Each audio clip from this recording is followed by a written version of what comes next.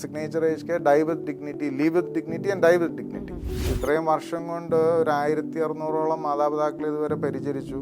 Qualified ആയിട്ടുള്ള hospital experience ഉള്ള നഴ്സുമാരാണ് എല്ലാവരും തന്നെ.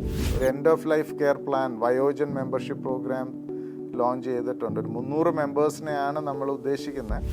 എനി ടൈം അഡ്മിഷൻ ഇൻ ആ ഫെസിലിറ്റി ഈസ് ഗ്യാരണ്ടീഡ്. ഒരു വയോജൻ മെമ്പർ ആവുന്ന ഒരാൾക്ക് ഒരു ഹോം നഴ്സ് ഒരു പ്രായമുള്ളൊരു അമ്മേനെ അബ്യൂസ് ചെയ്യുന്ന കാണാനിടയായതും അത് ജീവിതത്തിലെ ഒരു ടേണിംഗ് പോയിന്റ് ആയിട്ട് മാറി.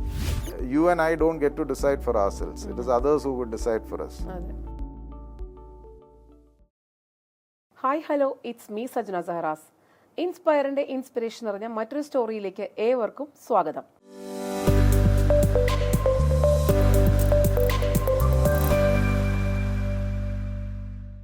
ബിസിനസ്, ലോസ്, പ്രോഫിറ്റ്, എക്സ്പാൻഷൻ, ഇതെല്ലാം ഒരു ബിസിനസിന്റെ ഭാഗങ്ങളാണ്. ഇതിനെല്ലാം ഓരോരുത്തർക്കും ഓരോ കാരണങ്ങളും ഉണ്ടാകും. പക്ഷേ സൊസൈറ്റിയുടെ ഒരു നീഡിന് വേണ്ടി ഹ്യൂമാനിറ്ററി കൺസിഡറേഷൻ വെച്ചിട്ട് ഒരു സർവീസ് സ്റ്റാർട്ട് ചെയ്യുക, അതൊരു ബിസിനസ് ആക്കുക, അതൊരു പ്രസ്ഥാനമാക്കുക, ഇറ്റ്സ് എ മാജിക്. അങ്ങനെ ഒരു മാജിക്കൽ സ്റ്റോറി നമ്മളോട് ഷെയർ ചെയ്യാൻ ഇവിടെ എത്തിയിരിക്കുന്നത് സിഗ്നേച്ചർ ഏജ്ഡ് കെയറിന്റെ ഫൗണ്ടർ ആയിട്ടുള്ള അലക്സ് ജോസഫ് സാറാണ്. സാറിന്റെയും പ്രസ്ഥാനത്തിന്റെയും വിശേഷങ്ങളിലേക്ക് നമുക്ക് പോകാം. Sir, warm welcome to inspire show of inspiring stories. Sir, അപ്പോൾ നമുക്ക് സാറിന്റെ ഒരു ബേസിക് വിശേഷങ്ങളിലേക്കൊക്കെ ഒന്ന് പോകാം. സാറിന്റെ നാട് എവിടെയാണ്, വീട് എവിടെയാണ്, വീട്ടിൽ ആരൊക്കെയുണ്ട്? എൻ്റെ സ്വദേശം കോട്ടയമാണ്. ബട്ട് 2000 മുതൽ എറണാകുളത്ത് സെറ്റിൽഡ് ആണ്. ഇവിടെ ചെമ്പുമുക്കിലാണ് താമസിക്കുന്നത്. ഭാര്യയും 3 കുട്ടികളും. മൂത്ത മോളിപ്പം MSc സൈക്കോളജി കഴിഞ്ഞു ജോലി ചെയ്യുന്നു. മോൻ ഡിഗ്രി കഴിഞ്ഞ് ബോംബെയിൽ ജോലി ചെയ്യുന്നു. ഇളയ മോള് 12ാം ക്ലാസ്സിൽ പഠിക്കുന്നു രാജഗിരിയിൽ. ഒരു സന്തുഷ്ട കുടുംബമാണ് അല്ലേ? അപ്പം ഞാൻ ഇൻട്രൊഡക്ഷനിൽ പറഞ്ഞിരുന്നത് humanitarian consideration, signature aged care.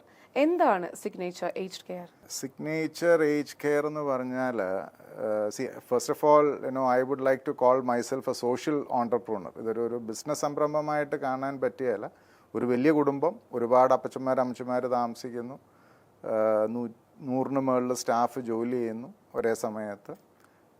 ഇതെന്ന് പറഞ്ഞാൽ ഒരു മനുഷ്യൻ്റെ അവസാന സമയങ്ങൾ അല്ലെങ്കിൽ ഒരാളുടെ പരസഹായത്തോടു കൂടിയേ മാത്രമേ ഇനി മുന്നോട്ട് ജീവിക്കാൻ പറ്റൂ.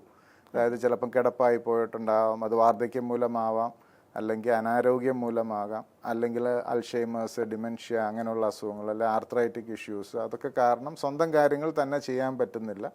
അങ്ങനെയുള്ള ആൾക്കാർ. പിന്നെ മക്കൾ. ഇപ്പോൾ ഇന്നത്തെ നമ്മുടെ സമൂഹത്തിൻ്റെ ഒരു വലിയ ഒരു പ്രതിസന്ധിയാണല്ലോ യുവാക്കൾ, അല്ലെ യുവജനങ്ങൾ മുഴുവൻ കേരളത്തിന് പുറത്തു പോകുന്നു. പലരും ജോലി തേടി വിദേശ രാജ്യങ്ങളിലോ അല്ലെങ്കിൽ ബെറ്റർ പ്രോസ്പെക്ട്സിന് വേണ്ടിയിട്ട് ഔട്ട് ഓഫ് കേരളയായിരിക്കും പലരും. അപ്പോൾ പേരൻസ് ഒറ്റയ്ക്കാണ്.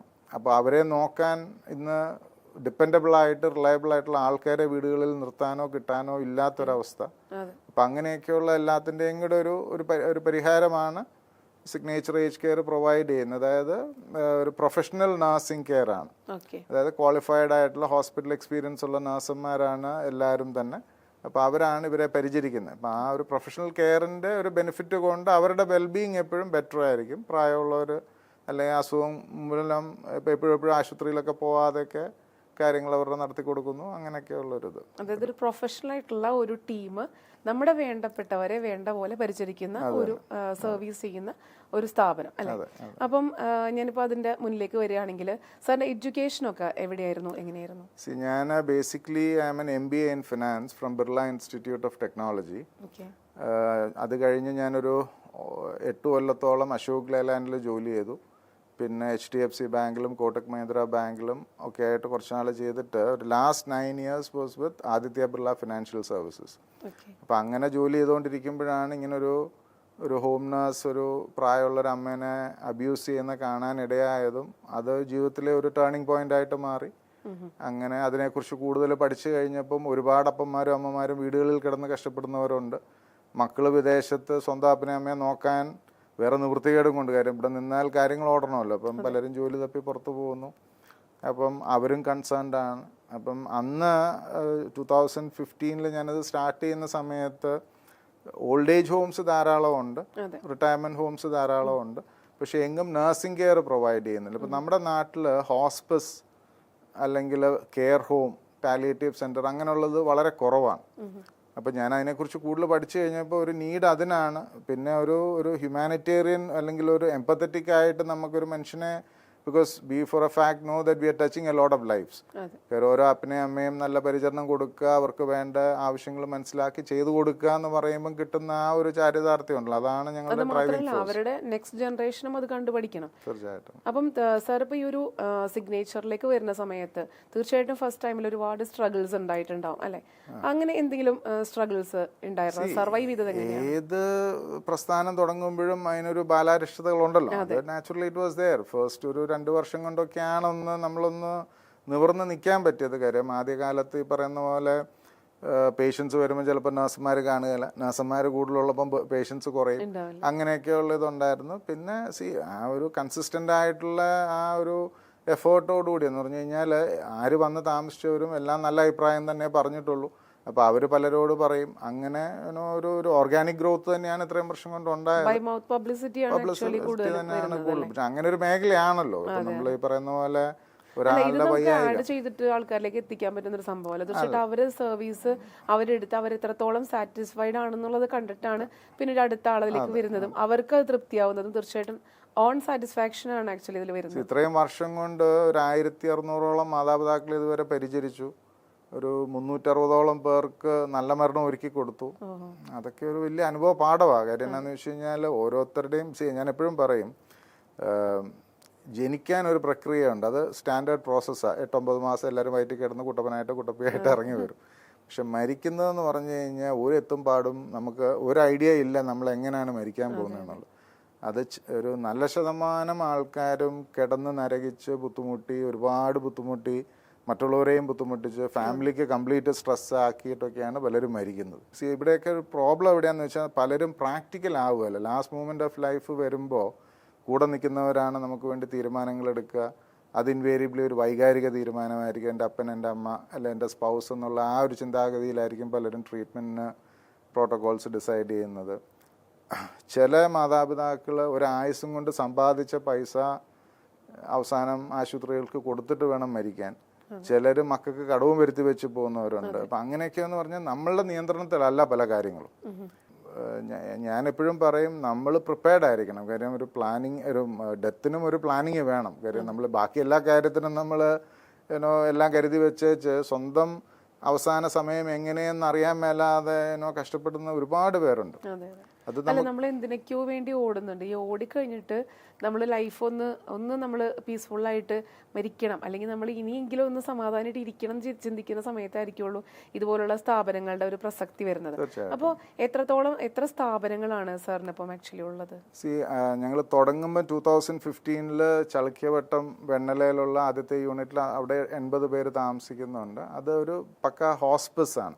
ടെർമിനലി ഇല്ലായിട്ടുള്ളവർ, ലാസ്റ്റ് സ്റ്റേജസ് ഓഫ് ലൈഫിൽ കൂടെ പോകുന്നവർ, മെജോറിറ്റി ബെഡ് റിഡൻ ആയിരിക്കും, അല്ലെങ്കിൽ അതുപോലെ അഗ്രസീവായിട്ടുള്ള അൽഷൈമേഴ്സ് ഒക്കെ ഉള്ളവരായിരിക്കും. രണ്ടാമത്തെ യൂണിറ്റ് കാക്കനാടാണ്. അത് കുറച്ചുകൂടെ ഏബിൾ ബോഡീഡ് ആണ്. പക്ഷേ അവർക്ക് ഒരു സഹായം വേണം. അവരുടെ കാര്യങ്ങൾ നടക്കണമെങ്കിൽ, കുളിപ്പിക്കാനോ കഴുകാനോ ഒക്കെ പോകണമെങ്കിൽ ഒരാൾ പിടിക്കണം. ആ ഒരു സ്റ്റേജിലൊക്കെ നടക്കാനൊക്കെ പിടിച്ചാൽ നടക്കും, അല്ലാതെ നടക്കുന്നവർ കാണും. പക്ഷെ ചെറിയ മെമ്മറി ലോസ് കാണും. അങ്ങനെയൊക്കെയുള്ള ഒരു കോമ്പിനേഷൻ ഓഫ് ആൾക്കാർ എന്ന് പറഞ്ഞാൽ they are relatively better off than people in Chalikkavattam Kakkanad യൂണിറ്റിലുള്ള. പിന്നെ റീസെൻ്റ്ലി ഒരു ഡിമെൻഷ്യ ഹോമും കൂടെ സ്റ്റാർട്ട് ചെയ്തു. അത് ഡിമെൻഷ്യ, അൽഷൈമേഴ്സ്, മെമ്മറി ലോസ്, മറവി രോഗമുള്ളവർ. നമ്മൾ അവരാരാന്ന് തന്നെ ചിലപ്പോൾ ഓർക്കുന്നുണ്ടാവില്ല. സ്വന്തക്കാരെ വേണ്ടപ്പോൾ മക്കളെ പോലും തിരിച്ചറിയാൽ, അല്ലെ ഭാര്യയെ പോലും തിരിച്ചറിയുന്നില്ല. അങ്ങനെ ഉള്ള ആൾക്കാർ. അപ്പോൾ അവരെന്ന് പറഞ്ഞു കഴിഞ്ഞാൽ അവർ ചുമ്മാ വാണ്ടർ ചെയ്ത് ഇങ്ങനെ നടക്കും. ഇതിലെല്ലാം കയറി നടക്കും, കാണുന്ന കട്ടിലൊക്കെ കയറി ചിലപ്പോൾ കിടന്നിരിക്കും. അവർക്ക് സ്ഥലകാല ബോധമോ അങ്ങനെ ഒന്നും ഇല്ലല്ലോ. അപ്പോൾ അവരെ മാനേജ് ചെയ്യണമെങ്കിൽ അതിനനുസരിച്ചുള്ള ഒരു ഇത് വേണമല്ലോ എന്ന് ഓർത്തിട്ടാണ് അങ്ങനെ എക്സ്ക്ലൂസീവ് ആയിട്ടുള്ള ഡിമെൻഷ്യ ഹോം. ഒന്ന് ക്ലാസിഫൈ ചെയ്തു എന്ന് മാത്രം. കാര്യം തീർത്തും വയ്യാത്തവർ ഒരു സ്ഥലത്ത്, അപ്പോൾ അവിടെ കുറച്ചുകൂടെ ട്രെയിൻഡ് ആയിട്ടും എക്സ്പീരിയൻസ്ഡ് ആയിട്ടുള്ള നഴ്സസ് ആയിരിക്കും. ഓരോരുത്തർക്കും ഡിഫറെന്റ് സ്കിൽ സെറ്റ്സ് ആ വേണ്ടതേ. ഒരു സ്ഥലത്ത് നമ്മൾ എത്ര പേരെ അക്കോമഡേറ്റ് ചെയ്തിട്ടുണ്ട്? ആവറേജ് 80 ആൾക്കാരാണ് ഓരോ യൂണിറ്റിലും ഉള്ളത്, കപ്പാസിറ്റി ഉള്ളത്. ഇപ്പം പുതിയ യൂണിറ്റും കൂടെ തുടങ്ങിയോണ്ടാണ് ഇത്രയും കപ്പാസിറ്റി വന്നത്. നേരത്തെ ഒരു 160-170 പേരൊക്കെ മാക്സിമം അക്കോമഡേറ്റ് ചെയ്തിരുന്നത്. അപ്പോൾ ഇതിലേക്ക് ജോയിൻ ചെയ്യണം എന്നുള്ള സമയത്ത്, ജോയിൻ ചെയ്യാന്ന് പറയുമ്പോൾ തീർച്ചയായിട്ടും കേൾക്കുമ്പോൾ പ്രേക്ഷകരിക്കുന്നത് എന്താ ജോലി വല്ലതുമാണോ? പക്ഷേ ജോലിയെ അതിനേക്കാൾ ഉപരിയാണ് നമ്മുടെ ലൈഫ് എന്ന് പറയുന്നത് അല്ലേ. അപ്പോൾ ഇങ്ങനൊരു ഒരു ഇൻസ്റ്റിറ്റ്യൂട്ട് അല്ലെങ്കിൽ ഇങ്ങനത്തെ ഒരു സ്ഥാപനം ഉണ്ടാകുമ്പോൾ തീർച്ചയായിട്ടും നമുക്ക് സമാധാനമായിട്ട് താമസിക്കാൻ ഒരു ഏരിയ ഉള്ളത് നല്ല കാര്യം തന്നെയാണ്. അപ്പോൾ അങ്ങനെ ചെയ്യണം, അങ്ങനെ ജോയിൻ ചെയ്യണം എന്നുള്ളവർക്ക് എന്തെല്ലാം ഇപ്പോൾ സാറ് നോക്കുമ്പോൾ ഇവർക്ക് ഇങ്ങനെയുള്ള ആൾക്കാർക്ക് മാത്രമേ ഇവിടെ ജോയിൻ ചെയ്യാൻ പറ്റുള്ളൂ, അങ്ങനെ എന്തെങ്കിലും കാറ്റഗറീസ് ഉണ്ടോ? അങ്ങനെയില്ല. അതായത് ഏതെങ്കിലും തരത്തിൽ അവർക്കൊരു അസിസ്റ്റൻസ് വേണ്ടവർക്കാണ് അത് സൂട്ടബിൾ ആവുക. അപ്പം എന്നെ കൊണ്ട് തന്നെ ബാത്റൂമിൽ പോകാൻ ബുദ്ധിമുട്ടാണ്, അല്ലെ എന്നെ കൊണ്ട് തന്നെ എൻ്റെ മരുന്നുകൾ എടുത്ത് കഴിക്കാനോ അല്ലെ എനിക്ക് നടക്കാനോ ബുദ്ധിമുട്ടുണ്ട്, അങ്ങനെയൊക്കെയുള്ള സ്റ്റേജിലുള്ളവരെയാണ് കൂടുതൽ എൻകറേജ് ചെയ്യുക. ബട്ട് എങ്കിലും ചിലർ വരും, ഇപ്പോൾ അമ്മ ഒറ്റയ്ക്കേ ഉള്ളൂ, മക്കളൊക്കെ വിദേശത്താണ്, അമ്മയ്ക്ക് ചെറിയ മറവിയുണ്ട്, അല്ലെങ്കിൽ ചിലപ്പം പല കാര്യങ്ങൾ മറന്നു പോകുന്നു. അപ്പം അങ്ങനെ വലിയ കുഴപ്പങ്ങളില്ല, ബട്ട് ഓൺ ആൻഡ് ഓഫ് ചെറിയൊരു ഡിപ്രഷനോ അങ്ങനെ ചെറിയ ചെറിയ പ്രശ്നങ്ങളൊക്കെ ഉള്ളവരാണ്. അല്ലാതെ പെർഫെക്റ്റ് എന്ന് പറഞ്ഞു വരാൻ പറ്റുന്ന ആരും തന്നെ ഇല്ല.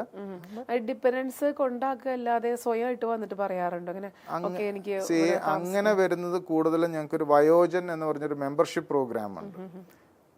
അതിലേക്കാണ് കൂടുതലും അവരവർ വരുന്നത്. അല്ലാതെ അഡ്മിഷൻസിന് വരുന്ന കൂടുതലും മക്കളായിരിക്കും. അവർ ആ സ്റ്റേജ് കഴിഞ്ഞു പോയിട്ടുണ്ടാവും, സമയത്തിന് തീരുമാനങ്ങൾ എടുത്തിട്ടില്ല, ഇപ്പൊ വയ്യാണ്ടായി ആശുപത്രിയിലായിരിക്കും, അല്ലെങ്കിൽ വീടുകളിൽ ഒറ്റയ്ക്കായി ഓർമ്മ പോയി, അങ്ങനെയൊക്കെയുള്ള സ്റ്റേജിൽ എത്തുമ്പോഴാണ് മക്കൾ വരുന്നത്. അവരവർ തന്നെ പ്ലാൻ ചെയ്ത് വരുന്നത് കൂടുതലും മെമ്പർഷിപ്പ് പ്രോഗ്രാമിന് വേണ്ടിയിട്ടാണ്. അതൊരു end of life care plan, അതായത് അവരവർക്ക് വേണ്ടി തന്നെ ഒരു മുൻകരുതൽ എടുത്തു വെക്കുന്നു. എൻ്റെ ആഗ്രഹത്തിനൊത്ത് കാര്യങ്ങൾ നടക്കണം. അത് ഞാൻ എപ്പോഴും പറയുന്നൊരു കാര്യമുണ്ട്. കാര്യം അവസാന സമയങ്ങൾ വരുമ്പം you and I don't get to decide for ourselves, it is others who would decide for us. അത് ഇൻവേരിയബിൾ ഒരു വൈകാരിക തീരുമാനമാണ്. പ്രായോഗികത കുറവായിരിക്കും, പ്രാക്ടിക്കൽ ആയിരിക്കുകയില്ല. നാട്ടുകാരെയും വീട്ടുകാരെയും ബോധിപ്പിക്കാൻ വേണ്ടിയിട്ടൊക്കെ ആശുപത്രിയിൽ കൊണ്ടുപോയി ഒരുപാട് പൈസ സ്പെൻഡ് ചെയ്യുകയോ ഒക്കെ ചെയ്യുമ്പോൾ നമ്മൾ നീട്ടിക്കൊടുക്കുന്നത് അപ്പൻ്റെ അമ്മയുടെ ദുരിതമാണ്, അല്ലാതെ നല്ല ഒരു ആയുസോ നല്ല സമയമൊന്നും അല്ല നീട്ടിക്കൊടുക്കുന്നത്. അങ്ങനെ ആർക്കും താല്പര്യവും ഇല്ല. ഇപ്പം ഞാൻ പറയുന്നത് ഒന്നിനും കൊള്ളത്തില്ല. 6 മാസം അങ്ങനെ കഷ്ടപ്പെട്ടും ദുരിതം അനുഭവിച്ചും ജീവിക്കുന്നതിലും ഭേദം 6 മാസം മുന്നേ മരിച്ചു പോയിരുന്നെങ്കിൽ അത്രയും കുറച്ച് ദുരിതം അനുഭവിച്ചാൽ മതിയായിരുന്നു, അത്രയും കുറച്ച് സാമ്പത്തിക ബാധ്യതയെ വരുവുള്ളായിരുന്നു. അങ്ങനെ പല കാരണങ്ങളുണ്ട്. പക്ഷെ നമ്മൾ പലപ്പോഴും ആ സമയമാകുമ്പം ഒരു റാഷണൽ കോഷ്യന്റ് നമ്മൾ ഡിസിഷൻസിൽ ഇല്ലാണ്ട് പോകും. അപ്പം ഈ ഒരു സിഗ്നേച്ചർ ഏജ്ഡ് കെയറിൽ നമ്മൾ ഇത്രയും ആളുകളുണ്ട്, ഇത്രയും ആളുകൾ ഇപ്പം സാറ് പറഞ്ഞ പോലെ കുറേ ആളുകൾ അവരുടെ നമ്മുടെ സർവീസ് എടുക്കുന്നുണ്ട്. അപ്പം ഒരു വല്ലാത്തൊരു വൈകാരിക ബന്ധം തന്നെ അവർ തമ്മിൽ ഉണ്ടായിരിക്കണം. ഇപ്പം അവിടെ താമസിക്കുന്ന ആൾക്കാർക്കായാലും അല്ലെങ്കിൽ സാറിനായാലും സ്റ്റാഫിനായാലും അപ്പം അങ്ങനത്തെ ഒരു ബോണ്ടിങ് തീർച്ചയായിട്ടും ഉണ്ടാവുമായിരിക്കുമല്ലോ. തീർച്ചയായിട്ടും. കാര്യം ഞങ്ങൾ അവിടെ എല്ലാവരും അപ്പ അമ്മ എന്നേ വിളിക്കുകയുള്ളൂ. ഓരോരുത്തരുടെയും ഇതനുസരിച്ച് ഉമ്മമാരുണ്ട്, അച്ഛന്മാരുണ്ട്, ഉപ്പമാരുണ്ട്, അങ്ങനെ എല്ലാ ഇതും ഉണ്ട്. അപ്പച്ചന്മാരുണ്ട്, അമ്മച്ചിമാരുണ്ട്, എല്ലാ മതസ്ഥരായിട്ടുള്ളവരും ഉണ്ട്. എല്ലാവരെയും അവരുടെ നിക് നെയിമും ഒക്കെ നമ്മൾ മനസ്സിലാക്കി. ഇപ്പോൾ പേര് സാറാമ്മ എന്നാണ് ചിലപ്പോൾ വീട്ടിൽ വിളിക്കുന്ന അമ്മിണി എന്നായിരിക്കും. അപ്പം അമ്മിണി എന്ന് വിളിക്കുമ്പം അമ്മിണിക്ക് കിട്ടുന്ന സന്തോഷം വേറെയാണ് പറയുന്നത്, മനസ്സിലാകുന്നത്. അപ്പം നമ്മൾ ഓരോരുത്തരെയും മനസ്സിലാക്കി അവരെ അതനുസരിച്ചാണ് സ്വന്തം ഫാമിലിയായിട്ട് കണ്ട് അത് ചെയ്യുന്നത്. പിന്നെ മോർ ദാൻ എനിത്തിങ് ഞങ്ങളുടെ സ്റ്റാഫ് എന്ന് പറഞ്ഞു കഴിഞ്ഞാൽ എല്ലാവരും നഴ്സിംഗ് പഠിച്ചവരായതുകൊണ്ട് എല്ലാവരും പഠിച്ചുകൊണ്ട് എമ്പതി വരണമെന്നില്ല. അപ്പം ഞാൻ പറയുന്നത് വർഷങ്ങളായിട്ട് ഊതിക്കാച്ചി കിട്ടിയേക്കുന്ന ഒരു ടീമാണ്. അത് ഒരു ശകലമെങ്കിലും എമ്പതി ഇല്ലാത്തവരാണെങ്കിൽ നിർത്തി ഞങ്ങൾ വെച്ചോണ്ടിരിക്കുകയല്ല. ഇത് രണ്ടുമാ. എമ്പതി എന്ന് പറഞ്ഞു കഴിഞ്ഞാൽ മറ്റുള്ളവരുടെ കണ്ണിലൂടെ കാണാൻ പറ്റണം. ഞാൻ കിടപ്പാണ്, എനിക്ക് ശകലം വെള്ളം കുടിക്കണമെന്നുള്ളതാണ് എൻ്റെ ആഗ്രഹം. ഞാൻ എന്തെങ്കിലും ഒച്ചയോ ഒക്കെ ആയിരിക്കും ഉണ്ടാക്കുന്നത്. അപ്പം അത് ഈ നഴ്സിംഗ് പഠിക്കുമ്പോൾ അവർക്ക് എമ്പതിയെക്കുറിച്ച് പഠിക്കാനുണ്ട്. അതുകൊണ്ട് കുറച്ച് ക്വാളിഫൈഡ് ആയതുകൊണ്ട് കുറച്ചൊക്കെ ഒരു ഇതുണ്ട്. പക്ഷെ അതൊന്നും ഈ പറഞ്ഞ പഠിച്ചതെന്ന് പറഞ്ഞ് ഓർത്തിട്ട് എമ്പതി കിട്ടണമെന്ന് കാണിക്കണമെന്നൊന്നുമില്ല. ബട്ട് എന്നാലും അവിടെ ഞാൻ മുതൽ എല്ലാവരും താഴോട്ട് എല്ലാവരും അങ്ങനെ ചെയ്യുന്നതുകൊണ്ട് അതൊരു കൾച്ചറായി മാറി. അപ്പം ഞാൻ പറയുന്ന ഇപ്പം തിങ്കളാഴ്ച ദിവസം എന്ന് പറഞ്ഞാൽ സാറിന് ഇപ്പോൾ വേറെ ബിസിനസ് എന്ത് വേണമെങ്കിലും സ്റ്റാർട്ട് ചെയ്യാലോ. അപ്പോൾ അത് ചെയ്യുന്നതിന് പകരം ഇങ്ങനെ ഞാൻ നേരത്തെ പറഞ്ഞ സൊസൈറ്റി നീഡും ഹ്യൂമാനിറ്റി കൺസിഡറേഷൻ വെച്ച് ചെയ്യുമ്പോൾ തീർച്ചയായിട്ടും അത് ആ ഹ്യൂമാനിറ്റിയാണ് മുമ്പിൽ നിൽക്കുന്നത്. അല്ലെങ്കിൽ വേറെ ബിസിനസ് വല്ലതും ചെയ്യാമായിരുന്നു. അപ്പോൾ അത് തന്നെ തീർച്ചയായിട്ടും ആ സ്റ്റാഫ് കണ്ടിന്യൂ ചെയ്യണം. അതെ, തീർച്ചയായിട്ടും. അതിനകത്ത് ഞാൻ പറയുന്നത് എന്താണെന്ന് വെച്ച് കഴിഞ്ഞാൽ ഞങ്ങളിപ്പോൾ കാണുന്നത് തന്നെ ഇപ്പം എന്നെ സംബന്ധിച്ചോളം രാവിലെ നേരം വെളുത്ത ആദ്യത്തെ ഫോൺ മുതൽ അവസാനത്തെ ഫോൺ വരെ അന്നത്തെ ദിവസം വരുന്നത് മുഴുവൻ കഥകളായിരിക്കും. എന്ന് പറഞ്ഞാൽ അപ്പൻ വീണു, അപ്പന് സ്ട്രോക്കായി, അല്ലെ അമ്മ വീണു, അമ്മയ്ക്ക് സുഖമില്ല, അങ്ങനെ ഇത് മാത്രമാണ്. ഈ ചെറുപ്പക്കാർ കേൾക്കുമ്പോൾ ഞാനും ഓർക്കും ഇനി എനിക്ക് എത്ര സമയമുണ്ട് അവിടെ എത്താൻ എന്നുള്ളത്. കാര്യം കേൾക്കുന്ന മുഴുവൻ അതാ. കാണുന്നതും നിസ്സഹായാവസ്ഥയും വേദനകളും ദുരിതങ്ങളും. ആ കാര്യം എന്താണെന്ന് വെച്ച് കഴിഞ്ഞാൽ തീർത്തും കിടപ്പായവർ, ബെഡ് സോർ ഉള്ളവർ, അല്ലെങ്കിൽ ഡയബറ്റിക് ഫുട്ട് ഉള്ളവർ, ആംപുട്ടേറ്റ് ചെയ്ത് വന്നേക്കുന്നവർ, അങ്ങനെ ഏത് അസുഖം എടുത്തോ എല്ലാം അതിനകത്തുണ്ട്. എല്ലാവരുടെയും ദുരിതങ്ങളും ബുദ്ധിമുട്ടുകളും നമ്മൾ ഡെയിലി കണ്ടുകൊണ്ടിരിക്കുകയാണ്. അപ്പം അതിൻ്റെയൊക്കെ ഇതെന്ന് പറഞ്ഞു കഴിഞ്ഞാൽ it humbles you in the sense ഇതൊക്കെ തരുന്ന ദൈവത്തിൻ്റെ അനുഗ്രഹമാണ്. ഉള്ള സമയം നല്ലതായിട്ട് ജീവിക്കാൻ ശ്രമിക്കുക, മറ്റുള്ളവർക്ക് നന്മ ചെയ്ത് ജീവിക്കുക എന്നുള്ളത്. പിന്നെ we for a fact know that we are touching a lot of lifes. കാര്യം ഒത്തിരി പേർക്ക് സ്വാതന്ത്ര്യമാകാൻ സാധിക്കുന്നുണ്ടെന്നുള്ള ആ ഒരു ബോധ്യമുണ്ടല്ലോ. That is the driving force. പിന്നെ മരണങ്ങൾ കണ്ടു നിൽക്കുക എന്ന് പറഞ്ഞാൽ അത്ര എളുപ്പമല്ല. ബട്ട് ഞങ്ങളെ പോലുള്ളവർക്ക് മരണം ഒരു സെലിബ്രേഷനുമാണ്. കാര്യം ഒരു മനുഷ്യന്റെ ദുരിതം, കഷ്ടപ്പാട് അവിടെ തീർന്നല്ലോ. കുറച്ചു കൊടുത്തിട്ടാണ് most of them in age, signature age care, die with dignity, live with dignity and die with dignity. അത് വി എൻഷുർ. എന്ന് പറഞ്ഞാൽ പലപ്പോഴും നമുക്ക് ആരുമില്ല, ചുറ്റിനും ആരും ഇല്ലാതൊക്കെ ആയിരിക്കുമല്ലോ പലരുടെയും മരണങ്ങൾ. ഇതെന്ന് പറയുമ്പോൾ നമ്മൾ ആ സ്റ്റാഫൊക്കെ അടുത്ത് കാണും, അവരുടെ വിശ്വാസം അനുസരിച്ചുള്ള കാര്യങ്ങളൊക്കെ ചെയ്തു കൊടുക്കുകയൊക്കെ ചെയ്യുന്നു. ശരിക്കും ഇങ്ങനെയുള്ള ഒരുപാട് അനുഭവങ്ങൾ സാറ് കേട്ടിട്ടുണ്ടാവും അല്ലേ? അതിനായിരിക്കും ഈ സിഗ്നേച്ചർ ഏജ് കെയറിലേക്ക് എത്തിയിരിക്കുന്നത്. അവസാന സമയങ്ങൾ ഒരിക്കലും നമ്മുടെ നിയന്ത്രണത്തിലല്ല. അതെ. ഇപ്പം ഞാൻ എപ്പോഴും പറയും, നമ്മൾ നമ്മുടെ മക്കൾക്ക് വേണ്ടി ഇൻവെസ്റ്റ് ചെയ്തു, അല്ലെ വീടേൽ ഇൻവെസ്റ്റ് ചെയ്തു, ഫ്ലാറ്റേൽ ഇൻവെസ്റ്റ് ചെയ്തു, ഫിക്സഡ് ഡെപ്പോസിറ്റ് ഇട്ടു എന്നൊക്കെ പറയും. നമുക്ക് വേണ്ടി എന്താ ഇൻവെസ്റ്റ് ചെയ്യുന്നത്? ഒന്നും ചെയ്തിട്ടില്ല. അവസാന സമയം വരുമ്പോൾ ഞാൻ പറയുന്നത്, ഇത്രയും ആൾക്കാരെ പരിചരിച്ച് അവരുടെയൊക്കെ പലരുടെയും, ഞാൻ പറയുന്നത് 360ഓളം പേർക്ക് മരണം ഒരുക്കി കൊടുത്തതിൽ പലരും പറഞ്ഞേക്കുന്ന ഒരു കാര്യമുണ്ട്, ഇങ്ങനെ ഒരു അവസ്ഥ വരാതെ മരിക്കാൻ പറ്റിയിരുന്നെങ്കിൽ. ഇവരൊക്കെ പല വാക്കുകളിൽ പറഞ്ഞേക്കുന്ന ഒരു കാര്യം എന്നാന്ന് ചോദിച്ചു കഴിഞ്ഞാൽ, I haven't lived four myself. എല്ലാവരും പറയുന്ന. പക്ഷേ നമ്മളും തിരിച്ചു നോക്കുമ്പോഴത്തേന് ഒരാൾ ഭൂമിയിൽ ജനിച്ചു കഴിഞ്ഞാൽ അപ്പനോട് അമ്മയോടുള്ള കമ്മിറ്റ്മെന്റ്സ് ഉണ്ട്. കല്യാണം കഴിഞ്ഞ് കഴിഞ്ഞാൽ കുടുംബമായി, മക്കളായി, ജോലിയായി, ഇപ്പം എല്ലാത്തിനും ഈ കമ്മിറ്റ്മെന്റ്സ് കഴിഞ്ഞ് പിന്നെ അവനവന് വേണ്ടി ജീവിക്കാനൊന്നും നേരെയില്ല. ഇതൊരു മരണക്കിണർ പോലെ ഇതിനകത്ത് കിടന്ന് പിന്നെ എല്ലാവരും അതിനകത്ത് കിടന്ന് കറങ്ങുക എന്നുള്ളതേ ഉള്ളൂ. പക്ഷെ അവസാന സമയം വരുമ്പോൾ പലരുടെയും റിഗ്രറ്റ് എന്നാന്ന് വെച്ചാൽ, എൻ്റെ പല ആഗ്രഹങ്ങളും എനിക്ക് സാധിക്കാൻ പറ്റിയില്ല, ഒരുപാട് ആഗ്രഹങ്ങളും സ്വപ്നങ്ങളും ഉണ്ടായിരുന്നു, അതിനൊന്നും എനിക്ക് ഇത് ചെയ്യാൻ പറ്റിയില്ല. അല്ലെങ്കിൽ ചിലർ അസുഖമായി കഴിയുമ്പം പറയും, എൻ്റെ കയ്യിൽ ഇഷ്ടംപോലെ പൈസയുണ്ട്, പക്ഷെ ഇന്ന് എൻ്റെ ഒരു ആഗ്രഹവും സാധിക്കാൻ എനിക്ക് സാധിക്കുന്നില്ല. അപ്പോൾ ഇതൊരു ജീവിതം എന്ന് പറഞ്ഞാൽ ഒരു നൂലുമേ കളിയാണ്. ആ ഒരു ഫൈനർ ബാലൻസ് ഓഫ് എവറിത്തിങ് കിട്ടുക എന്നുള്ളതും അത് ദൈവത്തിൻ്റെ വരവാണോ നമ്മളുടെ കയ്യിലിരിപ്പിൻ്റെ ആണോ, എല്ലാം കൂടെ ചേർന്നായിരിക്കും. അത് നിർവചിക്കാൻ പ്രയാസമാണ്. അപ്പം ഇതിനകത്ത് ഇപ്പോഴും പലരും ഈ സോഷ്യൽ സ്റ്റിഗ്മ എന്ന് പറയുന്ന ഒരു സാധനം ഇപ്പോഴും കൂടുതലാണ്. അപ്പനും അമ്മയ്ക്കും നല്ല കെയർ കിട്ടിയില്ലെങ്കിലും കുഴപ്പമില്ല, നാട്ടുകാരെയും വീട്ടുകാരെയും ബോധിപ്പിക്കണമെന്ന് ഓർത്ത് വീട്ടിൽ തന്നെ ഇട്ട് കഷ്ടപ്പെടുത്തുന്നവരുണ്ട്. ഞാൻ എപ്പോഴും പറയും, പ്രൊഫഷണൽ കെയറിൻ്റെ വ്യത്യാസം അവിടെയാണ്. കാര്യം പ്രൊഫഷണൽ കെയർ എന്ന് പറഞ്ഞാൽ, ഇപ്പം നമ്മുടെ വീടുകളിലുള്ള മാതാപിതാക്കൾ ഇപ്പം പ്രഷറിനോ ഷുഗറിനോ മരുന്ന് കഴിക്കുന്നവർ എത്ര പേരുണ്ട് ഡെയിലി വൈറ്റൽസ് നോക്കിയിട്ട് മരുന്ന് കൊടുക്കുന്നത്? മന്ത്ലി ചെക്കപ്പ് നടത്തിയാലായി, അല്ലെങ്കിൽ ഡോക്ടറെ കാണാൻ പോകുമ്പോഴായിരിക്കും പിന്നെ ഒരു ചെക്കപ്പ് നടത്തുക. ആ ചെക്കപ്പ് നടത്തുമ്പോൾ BP ആ ഒരു സമയത്തെ നോക്കുന്നുള്ളൂ, ഷുഗർ ആ ഒരു സമയത്തെ നോക്കുന്നുള്ളൂ. പല വീടുകളിലും പറ്റുന്ന എന്നാ വെച്ചപ്പോൾ, ഫോർ എക്സാമ്പിൾ ഡയബറ്റീസിന് മരുന്ന് കഴിക്കുന്ന അല്ലെങ്കിൽ ഇൻസുലിൻ എടുക്കുന്നവർ, ഞാൻ പറയുന്ന ഒരു ദിവസം പ്രായമുള്ളൊരു മനുഷ്യൻ ചിലപ്പോൾ അന്ന് ആഹാരം വരെയൊക്കെ കഴിച്ചിട്ടുണ്ടാവില്ല, വിശപ്പില്ല, അല്ലെ പല കാരണങ്ങളാൽ കഴിക്കുന്നില്ല, അല്ലെ വളരെ കുറച്ചേ കഴിച്ചിട്ടുണ്ടാവും. പക്ഷെ വൈകിട്ട് ഇൻസുലിൻ എടുക്കാനുള്ളതിനൊരു കുറവും വരുത്തുന്നില്ല, ഇൻസുലിൻ എടുക്കുന്നു. ആളുടെ ഷുഗർ ലെവൽ താഴെ പോകുന്നുള്ളതിന് യാതൊരു സംശയവും വേണ്ട. കാര്യം ഭക്ഷണം കഴിച്ചിട്ടില്ല, അല്ലെങ്കിൽ പുള്ളി അന്നത്തെ ദിവസം സെഡൻഡറി ആയിരുന്നു, രാവിലെ എഴുന്നേറ്റ് ബാത്റൂമിലേക്ക് പോകുമ്പോൾ വീണു എന്നൊക്കെ പറയുന്നതിലൊരു നല്ല ശതമാനവും ഒന്നീ പ്രഷർ താന്നു പോയിട്ട്, അല്ലെങ്കിൽ ഷുഗർ താന്നു പോയി, അല്ലെങ്കിൽ ഷുഗർ അതുപോലെ കൂടിപ്പോയിട്ടൊക്കെയാണ് പലരും വീഴുന്നത്. പക്ഷെ നമ്മൾ പറയുന്നത് തന്നെ തല ചുറ്റിപ്പോയി, കാല് തെന്നിപ്പോയി എന്നൊക്കെ പറഞ്ഞാൽ ഇൻവേരിയബിളി പ്രായമുള്ളവർ വീണ് കഴിഞ്ഞാൽ ഫ്രാക്ചറിലെത്തും. പിന്നെ അവർ ശിഷ്ടകാലം കട്ടിലേക്ക് കിടക്കാൻ വിധിക്കപ്പെട്ടവരാണ്. അതുപോലെ തന്നെ സോഡിയം നോക്കുക, പൊട്ടാസ്യം നോക്കുക. പ്രായമുള്ളവർക്കൊന്നും ഇതൊക്കെ റെഗുലറായിട്ടൊരു ചെക്കപ്പ് നടത്തിക്കൊണ്ടിരുന്നാൽ പോലും സ്റ്റിച്ച് ഇൻ ടൈം സേവ്സ് 9 എന്ന് പറയുന്ന വളരെ വാസ്തവ. കഴിയുന്നതും പ്രായമുള്ളവർ ആശുപത്രിയിൽ കയറാതെ രക്ഷപ്പെടാൻ പറ്റിയ അതാണ് ഏറ്റവും വലിയ ഭാഗ്യം. ഞാനിത് പറയുന്നത് എന്നാന്ന് ചോദിച്ചാൽ, ആശുപത്രിയിൽ പോകണ്ടെന്നോ ട്രീറ്റ്മെൻറ്റ് എടുക്കരുതോ ഒന്നോ അല്ല. ഈ പ്രായമുള്ളവർക്ക് പലപ്പോഴും ICUവിൽ കയറി ICUവിലെ തണുപ്പ് പറ്റിയല്ല, ICUവിലെ ഇൻഫെക്ഷൻസ്, അവർക്ക് ഇമ്മ്യൂണിറ്റി കുറവായിരിക്കും, ഇൻഫെക്ഷൻസ് പെട്ടെന്ന് പിടിക്കാം. അതിനകത്ത് ചിലപ്പം ഒരു മരണം കാണാനിടയാവും, അല്ല ഒരു ആക്സിഡൻറ്റ് കേസ് വന്ന് കയറിയത് കാണും. ചോരയൊക്കെ വാർന്ന ആരെങ്കിലുമൊക്കെ അടുത്ത് ബെഡേ വന്ന് കിടക്കുന്നൊക്കെ ഉണ്ട്. ഇവർ ഇൻവേരിയബിളി പ്രായമുള്ളവർ പിന്നെ ഹോസ്പിറ്റലിൽ നിന്ന് ഇറങ്ങി കഴിയുമ്പോൾ ഒരു ഡിക്ലൈനാണ്, മെന്റലി ഫിസിക്കലി പിന്നെ അവരങ്ങ് ഒരു ഡൗൺ ആവുക. അതെ. അപ്പം ഞാൻ എപ്പോഴും പറയും നമ്മൾ ഇതിനെയൊക്കെ പ്രതിരോധിക്കുക എന്നുള്ളതാണ് പ്രധാനം. ഇപ്പം സോഡിയം ഒക്കെ ഇടയ്ക്ക് നോക്കുക. നമുക്കൊരു ഫാമിലി ഡോക്ടർ എന്ന് പറയുന്നൊരു സംഭവം വേണം. പല വീടുകളിലും ഇന്ന് അതില്ല, പല ഫാമിലിക്കും അതില്ല, ഒരു ഫാമിലി ഡോക്ടർ ഇല്ല. അതിൻ്റെയൊക്കെ തിക്താനുഭവം എന്നാന്ന് ചോദിച്ചു കഴിഞ്ഞാൽ നമ്മൾ തന്നെ ഇതൊക്കെ വഷളാക്കി. എന്ന് പറഞ്ഞാൽ ഗൂഗിളിൽ നോക്കി എനിക്ക് തലവേദനയാന്ന് പറഞ്ഞാൽ ഉടനെ ന്യൂറോളജിസ്റ്റിന് അടുത്തോട്ടാണ് പോകുന്നത്.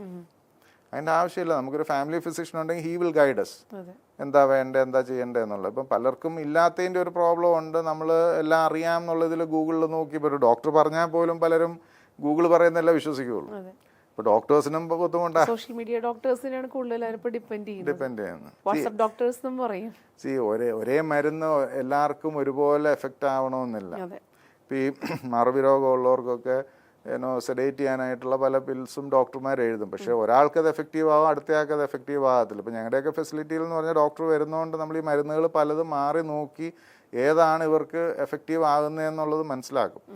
അതാണ് ഈ പ്രൊഫഷണൽ കെയറിൻ്റെ വ്യത്യാസം. ഞാൻ പറയുന്നത് ഇപ്പം ഫോർ എക്സാമ്പിൾ ഒരു അമ്മയ്ക്ക് ചിലപ്പോൾ 8 മണിക്ക് മരുന്ന് കൊടുത്താൽ 9 മണിയാകുമ്പം അത്താഴം കഴിഞ്ഞ് കിടന്നോളും. വേറൊരു അമ്മയ്ക്ക് ആ സെയിം മരുന്ന് 8 മണിക്ക് അത്താഴത്തിൻ്റെ കൂടെ കൊടുത്താൽ ചിലപ്പോൾ പുള്ളിക്കാർ 1 മണിയായാലും ഉറങ്ങുകയില്ല. അപ്പോൾ അങ്ങനെയുള്ള ഒരാൾക്ക് നമ്മൾ ഓരോരുത്തരുടെയും ട്രേറ്റ്സ് മനസ്സിലാക്കി ചിലർക്ക് 3 മണിക്ക് ചായയുടെ കൂടെ മരുന്ന് കൊടുത്താലേ ഉള്ളൂ 8-9 മണിയാകുമ്പോൾ ഉറങ്ങുള്ളൂ. ചിലർക്ക് സ്ലോ റിയാക്ഷൻ ആയിരിക്കും, ചിലർക്ക് പെട്ടെന്നായിരിക്കും അതെല്ലാം റിയാക്ട് ചെയ്യുന്നത്. പലർക്കും പല രീതിയിലാണ്. അപ്പോൾ അതൊക്കെ മനസ്സിലാക്കി ഓരോരുത്തരുടെയും കംഫർട്ട് നോക്കി അവരെ ഇത് ചെയ്ത് മാനേജ് ചെയ്ത് പോവാന്നുള്ളതാണ് ഞങ്ങൾ കസ്റ്റമൈസ് ചെയ്യാന്നൊക്കെ ബിസിനസ്സിൽ പറയും. പക്ഷെ ആക്ച്വലി റിയൽ കസ്റ്റമൈസേഷൻ ഇതാണ്. കാരണം നമ്മുടെ കംഫർട്ടിനനുസരിച്ചിട്ട് നമ്മുടെ ലൈഫ് സെറ്റ് ചെയ്ത് തരുന്ന ഒരു ടീമാണ് സിഗ്നേച്ചർ ഏജ്ഡ് കെയറിലുള്ളത്. അപ്പോൾ ഈ സിഗ്നേച്ചർ ഏജ്ഡ് കെയറിൽ നമ്മളിപ്പോൾ ഇത്രയും സംസാരിച്ചപ്പം ഫുഡ്, അക്കോമഡേഷൻ, ട്രീറ്റ്മെന്റ് ഒക്കെ നമ്മൾ പറഞ്ഞു. പക്ഷെ ഇതല്ലാതെ അവർക്കൊരു എന്റർടൈൻ മോഡിൽ വരുന്ന മറ്റെന്തെങ്കിലും ആക്ടിവിറ്റീസ് നമുക്ക് അവിടെ എന്ന് പറഞ്ഞു കഴിഞ്ഞാൽ കോമൺ ആക്ടിവിറ്റീസ് പലതുണ്ട്. എന്ന് പറഞ്ഞാൽ ഇപ്പോൾ ബെഡേ കിടക്കുന്നവരെ കൊണ്ട് ഒന്നും ചെയ്യിക്കാൻ പറ്റത്തില്ല. അവർക്ക് പാട്ട് വെച്ച് കൊടുക്കുക, TV വെച്ച് കൊടുക്കുക, അങ്ങനെയൊക്കെയുള്ള കാര്യങ്ങളുണ്ട്. എഴുന്നേറ്റ് നടക്കുന്നവർക്ക് കോമൺ ആക്ടിവിറ്റീസ് ഉണ്ട്. ഇപ്പോൾ രാവിലെ ഗ്രൂപ്പ് ഫിസിയോതെറാപ്പി ഉണ്ട്, ഗ്രൂപ്പ് എക്സസൈസസ് ഉണ്ട്, പിന്നെ മെമ്മറി ഗെയിംസ് ഉണ്ട്. ഈവൻ സ്നേക്ക് ആൻഡ് ലാഡർ പോലും ഒരു മെമ്മറി ഗെയിമാണ് അവരെ സംബന്ധിച്ചോളം. കാര്യം അങ്ങനെയുള്ള ചെറിയ ചെറിയ ഗെയിംസ് ഉണ്ട്. അപ്പോൾ അവരെ എൻഗേജ് ചെയ്തിരുത്തുക. മോർ ലൈക്ക് എ ഹോസ്റ്റൽ, ഒരു സീനിയർ ഹോസ്റ്റൽ പോലെ. എന്ന് പറഞ്ഞു കഴിഞ്ഞാൽ ഷെയറിങ് റൂംസേ ഞങ്ങൾ കൊടുക്കുള്ളൂ. ഇപ്പോൾ മക്കൾ വരുമ്പോൾ മക്കൾക്ക് ഭയങ്കര നിർബന്ധമാണ് സിംഗിൾ റൂം വേണം. കാര്യം അവരെ സംബന്ധിച്ചോളം നാട്ടുകാരെയും വീട്ടുകാരെയും ബോധിപ്പിക്കുക ഞാൻ I am doing the best for my dad അല്ലെങ്കിൽ ഫോർ മൈ മോം എന്നുള്ളത് പ്രൂവ് ചെയ്യാൻ വേണ്ടി. അപ്പം ഞാൻ പറയും ഇവിടെ ഞങ്ങൾ ഷെയറിംഗ് റൂമേ കൊടുക്കൂ. അണ്ടിൽ ആൻഡ് അൺലെസ് അവർക്ക് എന്തെങ്കിലും ഇൻഫെക്ഷനോ അങ്ങനെയൊക്കെ ഉണ്ടെങ്കിൽ മാത്രമേ സിംഗിൾ റൂം കൊടുക്കുകയുള്ളൂ. വേറെ ഒന്നും കൊണ്ടല്ല, ഞങ്ങളുടെ എക്സ്പീരിയൻസിൽ അവരുടെ കമ്പാറ്റബിലിറ്റി മനസ്സിലാക്കി ഒത്തുപോകുന്ന ഒരാളെ റൂംമേറ്റ് ആയിട്ട് കൊടുത്തേക്കാമെങ്കിൽ അവർ ഒന്നിച്ച് പ്രാർത്ഥിച്ചു, അല്ലെങ്കിൽ ഒന്നിച്ച് നടക്കാൻ പോയി, ഒന്നിച്ച് കഴിക്കാൻ പോയി, അങ്ങനെ അവർ ദേ ബിക്കം തിക് ഫ്രണ്ട്സ്. അപ്പോൾ അവർ വർത്താനമൊക്കെ പറഞ്ഞിരുന്നോളും, പഴയ കാര്യങ്ങളും ചരിത്രമൊക്കെ പറഞ്ഞിരിക്കുമ്പോൾ നമുക്കും സന്തോഷം, നമുക്ക് മാനേജ് ചെയ്യാൻ എളുപ്പം. മറ്റേ ഒറ്റയ്ക്കാകുമ്പോൾ ചിലപ്പോൾ അവർ ഭയങ്കര ഡിപ്രസീവ് ആയിരിക്കും, ഗ്ലൂമി ആയിരിക്കും, മക്കളെ ഓർത്തിരിക്കും. ഇതാകുമ്പോൾ അതൊന്നുമില്ല, അവർ ഹാപ്പി. സമയം പോണതും അറിയില്ല, അവർക്ക് കുറച്ചും കൂടെ റിലേഷൻഷിപ്പ് ബോണ്ട് നമുക്ക് കൂട്ടാനായിട്ട് സാധിക്കും. പിന്നെ പലരും പല ക്യാരക്ടറിസ്റ്റിക്സും പല സ്ട്രെങ്ത്തും ഉള്ളവരാ. ചിലരെന്ന് പറഞ്ഞു കഴിഞ്ഞാൽ ഒരാളെ മോട്ടിവേറ്റ് ചെയ്യാൻ മിടുക്കിയായിരിക്കും. അപ്പം അങ്ങനെയുള്ള ഇപ്പം ഒരു ഡിപ്രഷനിൽ കൂടെ പോകുന്ന ഒരു അമ്മയെ ചിലപ്പം നമ്മൾ നല്ലൊരു ബോൾഡായിട്ടുള്ളൊരു അമ്മയുടെ കൂടെ കൊടുത്തു കഴിഞ്ഞാൽ അമ്മ വരച്ച വരെ നിർത്തി റെഡിയാക്കി എടുക്കും. അത് നമ്മൾ പറയുന്നതിനേക്കാളും കൂടുതൽ ഇമ്പാക്റ്റ് ആ അമ്മ പറയുന്നതിന്. അപ്പം അവർ റിലേറ്റ് ചെയ്യുന്ന ചിലപ്പം പുള്ളിയുടെ ഗ്രാൻഡ് മദറായിട്ടോ പുള്ളിക്കാരുടെ അമ്മയായിട്ടോ ഒക്കെ ആയിരിക്കും ചിലപ്പോൾ കണക്ട് ചെയ്യുന്നത്, അല്ലെങ്കിൽ ചേട്ടത്തിയായിട്ടോ ആയിട്ടായിരിക്കും അവർ വിഷ്വലൈസ് ചെയ്ത് അമ്മ പറയുന്നത് കേട്ടോളൂ. ഇപ്പം നമ്മളിപ്പോൾ ഒരു ഇൻസ്റ്റിറ്റ്യൂട്ടായിട്ട് 3 സ്ഥാപനങ്ങൾ ഉണ്ടെന്ന് പറഞ്ഞു. അപ്പോൾ ഇത് കൂടാതെ ഇപ്പം വീട്ടിൽ ചിലപ്പം ആളുകൾക്ക് ആവശ്യം ഉണ്ടാവുമായിരിക്കും ഇങ്ങനത്തെ ഒരു സ്റ്റാഫിനെ കിട്ടിയിരുന്നെങ്കിൽ എന്ന് ആഗ്രഹിക്കുമായിരിക്കും. അപ്പം സിഗ്നേച്ചർ ഏജ്ഡ് കെയർ അങ്ങനെ ഒരു സ്റ്റാഫിനെ സപ്ലൈ ചെയ്യുന്നുണ്ടോ? അത് ചെയ്യുന്നില്ല. ഓണസ്റ്റ്ലി ഞങ്ങൾ ഇപ്പോൾ ഡോക്ടർ ഓൺ വീൽസ് എന്ന് പറഞ്ഞൊരു കോൺസെപ്റ്റ് ഉണ്ട്. വീടുകളിൽ പോയി ഡോക്ടർ കൺസൾട്ടേഷനും നഴ്സിംഗ് ഇൻ്റർവെൻഷൻസും ചെയ്ത് കൊടുക്കും. അല്ലാതെ നമ്മൾ വീടുകളിലേക്ക് നഴ്സുമാരെ വിടുന്ന ആ ഒരു ഇതില്ല. കാര്യം എന്ന് വെച്ചാൽ ക്വാളിഫൈഡ് നഴ്സസ് പലരും വീടുകളിൽ പോകാൻ താല്പര്യപ്പെടില്ല. അത് നമ്മുടെ മലയാളിയുടെ ഒരു കുഴപ്പമുണ്ട്. കാര്യം നമ്മൾ വീട്ടിലൊരു നഴ്സിനെ അപ്പനും അമ്മയെ നിർത്താൻ ഏൽപ്പിച്ചു കഴിഞ്ഞാൽ ഇത്രയും പൈസ കൊടുക്കുന്നതാണല്ലോ, എന്നാൽ നീ ആ പാത്രം കൂടെ കഴുകല്ല, തുണിയും കൂടെ കഴുകല്ല, മിറ്റമൊന്നും അടിക്കുന്ന കുറച്ച് പണികളും കൂടെ ചെയ്യിക്കാൻ നോക്കും. ഇപ്പോൾ ക്വാളിഫൈഡ് ആയിട്ടുള്ളവർ 90% പോകാൻ അങ്ങനെ വില്ലിങ് ആവത്തില്ല. അപ്പം പിന്നെ I always believe qualified care is more important than getting somebody at home. അപ്പം അതുകൊണ്ട് ഞാൻ അതിൽ മാത്രമാണ് ഇത് തന്നെ ഹാൻഡ്സ് ഫുൾ ആണ്. ഇവർ ഇത്രയും പേരെ നോക്കുക, അവരുടെ കാര്യങ്ങളും പ്രശ്നങ്ങളും ഡീൽ ചെയ്യാന്ന് പറയുന്നതും. ഇത് സാറ് മാത്രമല്ലേ ഹാൻഡിൽ ചെയ്യുന്നത്? വേറെ See, I have a team of 100+ people. പിന്നെ എൻ്റെ വൈഫും ഇൻവോൾവ് ആണ്. അപ്പം ഇത്രയും ഒരുപാട് ആൾക്കാർക്ക് നമുക്ക് നല്ലൊരു ലൈഫ് അവരവസാന നിമിഷത്തിൽ കൊടുക്കാൻ പറ്റുന്നുണ്ട്, ഇത്ര നല്ലൊരു കെയറിങ് കൊടുക്കാൻ, സർവീസ് കൊടുക്കാൻ പറ്റുന്നുണ്ട്. അപ്പോൾ ആരെങ്കിലുമൊക്കെ ഒരു നല്ലൊരു അനുഭവം ഇപ്പം മറക്കാൻ പറ്റാത്ത അല്ലെങ്കിൽ ഓർക്കാൻ ആഗ്രഹിക്കുന്ന ഒരു നല്ല അനുഭവം ചിലപ്പോൾ പറഞ്ഞിട്ടുണ്ടാവുമല്ലോ, അങ്ങനെ എന്തെങ്കിലും അനുഭവങ്ങൾ പോലെ ഉണ്ട്. അത് എണ്ണിയാ തീരാത്ത. കാരണം അതെന്നൊക്കെ പറഞ്ഞു ഞാൻ എപ്പോഴും ആലോചിക്കും, നമുക്കൊരു തലയിലൊരു ക്യാമറ ഒക്കെ വെച്ച് പോയിരുന്നെങ്കിൽ ഒത്തിരി മെമ്മറീസ് ഒപ്പിയെടുക്കാൻ പറ്റും. ഇപ്പം ഒരു എക്സാമ്പിൾ പറയാനാണെങ്കിൽ, ഐ സ്റ്റിൽ റിമെമ്പർ ഒരു എറണാകുളത്ത് അറിയപ്പെടുന്ന ഒരാളാണ്, FACTയിൽ ജോലി ചെയ്തിരുന്നതാണ്. അദ്ദേഹത്തിൻ്റെ വീട് മെട്രോ സ്റ്റേഷൻ മെട്രോ തൃപ്പൂണിത്തുറയ്ക്ക് എക്സ്റ്റെൻഡ് ചെയ്തപ്പം മെട്രോ സ്ഥലം അക്വയർ ചെയ്തു. നമുക്കെല്ലാം എല്ലാ മലയാളിക്കുള്ളൊരു കുഴപ്പമാണ്, ഈ വീടെന്ന് പറഞ്ഞാൽ എന്തോ വിട്ടുപിരിയാൻ പറ്റാത്ത ഒരു വൈകാരിക ബന്ധം അതുമായിട്ടുണ്ട്. പലരും ജീവിതം നശിപ്പിക്കുന്ന ഈ വീടെന്നുള്ള ആ ഒരു അമിത ഇമോഷൻ കൊണ്ടാണ്. അപ്പോൾ ഈ പുള്ളിയും അവിടെയൊക്കെ നല്ല വില കൊടുത്ത് കൊച്ചിൻ മെട്രോ ആ സ്ഥലം ഏറ്റെടുത്തു. കോടിക്കണക്കിന് പൈസ റിട്ടയർമെൻറ്റ് സമയത്ത് വാർദ്ധക്യത്തിൽ കൈ വന്നു. പക്ഷെ പുള്ളിയെ സംബന്ധിച്ചോളം ടെൻഷനും സ്ട്രെസ്സുമാണ്. ഞാൻ അധ്വാനിച്ചുണ്ടാക്കിയ വീട് പോയല്ലോ, അത് പൊളിക്കുന്ന കണ്ടു.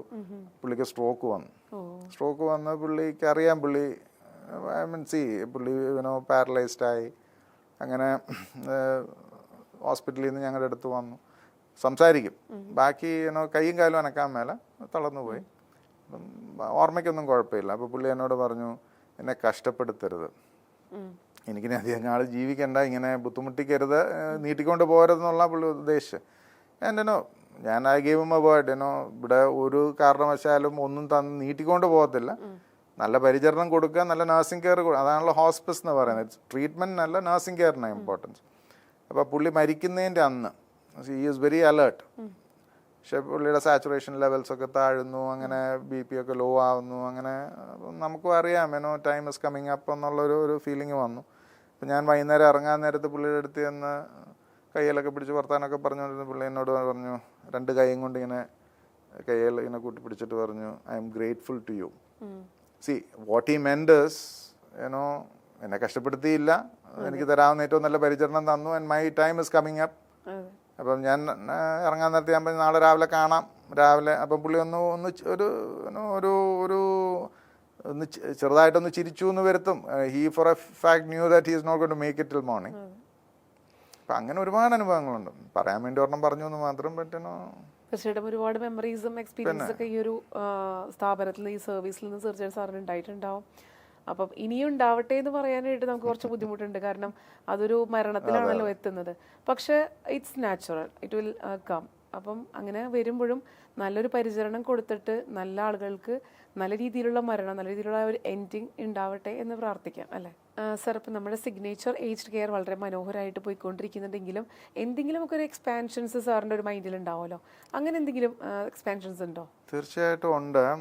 ഞങ്ങൾ എടക്കാട്ടുവയൽ മുളന്തുരുത്തിയിൽ ഒരു 4.25 ഏക്കർ സ്ഥലം വാങ്ങി ബിൽഡിംഗ് പെർമിറ്റും ഒക്കെ എല്ലാം ഇത് ചെയ്തിട്ടുണ്ട്. അതൊരു മെമ്പർഷിപ്പ് പ്രോഗ്രാം ഡ്രൈവ് ചെയ്യാൻ വേണ്ടിയിട്ടാണ്. അതായത് ഒരു എൻഡ് ഓഫ് ലൈഫ് കെയർ പ്ലാനാണ്. ഞാൻ എപ്പോഴും പറയും, we need to be in control of our life till the end. കാര്യം പലപ്പോഴും അവസാന സമയങ്ങൾ മറ്റുള്ളവർ തീരുമാനങ്ങൾ എടുക്കുന്നു, നമ്മൾ കിടന്ന് സ്ട്രഗിൾ ചെയ്യുന്നു, നമ്മുടെ ഇഷ്ടത്തിനും ആഗ്രഹത്തിനും എതിരാണ് പലപ്പോഴും ആശുപത്രി കൊണ്ട് അഡ്മിറ്റ് ചെയ്യുകയും ആ ദുരിതം നീട്ടിക്കിട്ടുന്ന ഒരു സിറ്റുവേഷനൊക്കെ പലരുടെയും ജീവിതത്തിൽ വരുന്നുണ്ട്. അപ്പം അതിനെയൊക്കെ ലഘൂകരിക്കുക, ടു ബി ഇൻ കൺട്രോൾ. ഒരു end of life care plan Vayojan membership program launch ചെയ്തിട്ടുണ്ട്. ഒരു 300 മെമ്പേഴ്സിനെയാണ് നമ്മൾ ഉദ്ദേശിക്കുന്നത്. ഓൾറെഡി ഒരു 100-ന് മുകളിൽ ആൾക്കാർ പേര് തന്നിട്ടുണ്ട്. ഞാൻ 300 തികഞ്ഞിട്ടേ പേയ്മെൻറ്റ്സ് കളക്ട് ചെയ്യുന്നുള്ളൂ, വേറെ ഒന്നും കൊണ്ടല്ല. ഒരു തുടങ്ങിക്കഴിഞ്ഞാൽ സീംലെസ് ആയിട്ട് പണിയാൻ പറ്റുന്ന ഫണ്ട് റേസ് ചെയ്യണം എന്നുള്ള ഇതിലാണ്. എൻ്റെ ഫിലോസഫി ഇതാണ്, മെമ്പേഴ്സ് ആവുന്നവർക്ക് I will repay in terms of service rather than as interest to banks. Loan എടുത്ത് ചെയ്യാൻ പറ്റുന്ന ഒരു പ്രസ്ഥാനമല്ല, ഇതൊരു സർവീസ് ഓറിയന്റഡ് ആയിട്ട് ചെയ്യാൻ ആഗ്രഹിക്കുന്നത്. അപ്പം 2 മെമ്പർഷിപ്പ് സ്കീംസ് ആയിട്ടാണ് അത് ലോഞ്ച് ചെയ്തേക്കുന്നത്. ഒരു ഗോൾഡും പ്ലാറ്റിനവും എന്ന് പറഞ്ഞിട്ട്. അത് ഡിപ്പെൻഡൻറ്റ് പേരൻസ് ഉള്ളവർക്ക് മതി പ്ലാറ്റിനം, അല്ലാത്തവർക്ക് ഗോൾഡിൻ്റെ ആവശ്യമേ ഉള്ളൂ. മെമ്പർഷിപ്പിൻ്റെ ഗുണം ഇതാണ്, എനി ടൈം അഡ്മിഷൻ ഇൻ ആ ഫെസിലിറ്റി ഈസ് ഗ്യാരണ്ടീഡ്. ഒരു വയോജൻ മെമ്പർ ആവുന്ന ഒരാൾക്ക് ഏത് പാതിരായ്ക്ക് വന്നാലും ദേ വിൽ ഗെറ്റ് അഡ്മിറ്റഡ്. ഇപ്പം ഞാൻ മുമ്പ് പറഞ്ഞ പോലെ ഇപ്പോൾ ഒരു പ്രായമുള്ളൊരു ആൾ മെമ്പർഷിപ്പ് എടുത്തിട്ടുണ്ട്, വീട്ടിൽ വെച്ചൊരു മറവി അല്ലെങ്കിൽ ഒരു കൺഫ്യൂഷൻ, ഒന്നും കഴിക്കുന്നില്ല, ക്ഷീണം, അല്ലെങ്കിൽ അമിതമായി ഛർദ്ദിക്കുന്നു, അമിതമായി ലൂസ് മോഷൻ, ഇതൊക്കെ പ്രായമുള്ളവർക്ക് ഇതെല്ലാം വരും. പിന്നെ പ്രായമുള്ളവരെ പരിചരിച്ചുള്ളവർക്കെല്ലാം അറിയാം ഇങ്ങനെയുള്ള സോഡിയം കുറയുക, പൊട്ടാസ്യം കുറയുക, ശ്വാസം മുട്ടൽ വരിക, യൂറിനറി ഇൻഫെക്ഷൻ, ചെസ്റ്റ് ഇൻഫെക്ഷൻ, ഇങ്ങനെയുള്ള കാര്യങ്ങളെല്ലാം വരും. ഇങ്ങനെയൊക്കെ വരുമ്പോൾ ഇൻവേരിയബിളി നമ്മൾ എങ്ങോട്ടാണ് ഓടുന്നത്? ആശുപത്രി കാഷ്വാലിറ്റിയിലോട്ടായിരിക്കും കൊണ്ടുപോവുക. അവിടെ ചെന്ന് വിവരങ്ങളൊക്കെ പറഞ്ഞു കഴിയുമ്പോഴത്തേന് അവരൊരു ചീട്ട് എഴുതി തരും, കൗണ്ടറിൽ പോയി പൈസ അടച്ചോളാൻ പറയും. പൈസ അടച്ചു തിരിച്ചു വരുമ്പോഴത്തേന് അപ്പനോ അമ്മയോ ICUവിൽ കയറിയിട്ടുണ്ടാവും. പിന്നെ നമ്മൾ ആ കിളിവാതിക്കൽ കൂടെ കാണത്തേ ഉള്ളൂ. ഒരു 3 ദിവസം 4 ദിവസം കൊണ്ട് അവർ തിരിച്ചിറങ്ങി വരുമ്പോഴത്തേന് ഇൻവേരിയബിളി പ്രായമുള്ളവർ ഒരു ഡിക്ലൈനായിട്ടാണ് വരുന്നത്. വേറൊന്നും കൊണ്ടല്ല, അവർ ICU കിടന്ന് പലത് കണ്ടു, പേടിച്ചു, അങ്ങനെയുള്ള ഇത് ICU റിലേറ്റഡ് ഇൻഫെക്ഷൻസ്, ഇപ്പോൾ ICU റിലേറ്റഡ് ട്രോമ വരെ ഉണ്ട്. എന്ന് പറഞ്ഞു കഴിഞ്ഞാൽ അതിനൊരു ഈ സൈക്കാട്രിസ്റ്റുമാർക്ക് ഒരു പുതിയൊരു ടെർമിനോളജി തന്നെ വന്നിട്ടുണ്ട്. കാര്യം പലരും ഇറങ്ങി കഴിയുമ്പോഴത്തേനും ഒരു സ്ഥലകാലബോധവും ശ്രീകാലബോധവും ഒക്കെ നഷ്ടപ്പെട്ടും അവിടെ കൺഫ്യൂസ്ഡ് ആയിട്ട് ഇറങ്ങി വരുന്നൊരു സ്റ്റേജ്. അപ്പോൾ അങ്ങനെയൊക്കെയുള്ള സിറ്റുവേഷൻ വന്നാൽ don't run to a hospital, you can come to us only for the members. കാര്യം our any time admission, even പാതിരായ്ക്ക് 2 മണിക്ക് വന്നാലും വി വിൽ അക്കോമഡേറ്റ് ദം. അത് ബോത്ത് ഗോൾഡ് ആൻഡ് പ്ലാറ്റിനത്തിലുള്ള ഒരു എല്ലാവർക്കും, എല്ലാ മെമ്പർ ആവുന്ന ആർക്കും. പിന്നെ വേറൊരു ഇതെന്ന് പറഞ്ഞു കഴിഞ്ഞാൽ പലരെയും കൺഫ്യൂസ് ചെയ്യുന്നൊരു കാര്യം, ഇപ്പോൾ ഹോസ്പിറ്റലിൽ ചെന്നു, 80 വയസ്സുള്ള അപ്പന, ചിലപ്പോൾ ഹോസ്പിറ്റലിൽ എന്ന് പറയും സർജറി ചെയ്യണം, അല്ലെങ്കിൽ എന്തെങ്കിലും ഒരു ഇത് പറയുമ്പോൾ നമുക്ക് കൺഫ്യൂഷൻ അത് ചെയ്യണോ വേണ്ടിയോ. So I am saying for the members we will facilitate second and third opinion from A neutral panel of doctors. ഒരു താല്പര്യം ഇല്ലാത്ത ഡോക്ടർമാരിൽ നിന്ന് എടുക്കുക. അപ്പോൾ എല്ലാവരുടെയും ഒരു കൺഫ്യൂഷൻ മാറ്റാനായിട്ട് അത് ഉപകാരപ്പെടും. പിന്നെ എന്ന് പറഞ്ഞാൽ ഒരാൾ ഹോസ്പിറ്റലൈസേഷൻ വേണ്ടി വന്നാൽ കൂടെ ആര് നിൽക്കാനുണ്ട് എന്നുള്ളത് കുഴയ്ക്കുന്നൊരു ചോദ്യമാണ് അല്ലേ. 2 അപ്പനും അമ്മയും പ്രായമായിട്ടിരിക്കുക, മക്കൾ അടുത്തും ഇല്ല എന്നുണ്ടെങ്കിൽ ആര് കൂടെ നിൽക്കും?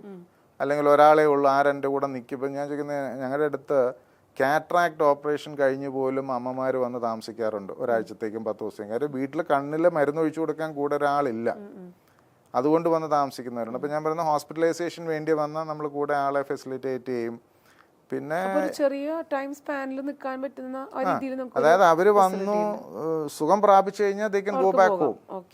അപ്പോൾ 10 ദിവസത്തേക്ക് 15 ദിവസത്തേക്ക് 4 ദിവസത്തേക്ക് അവർക്ക് ബെറ്റർ ആവുന്നിടം വരെ തിന്നാൽ. ഇപ്പം ഞാൻ പറയുന്ന ഒരു ഗോൾഡ് എന്ന് പറയുന്ന മെമ്പർഷിപ്പിന് 5 ലക്ഷം രൂപയാണ്.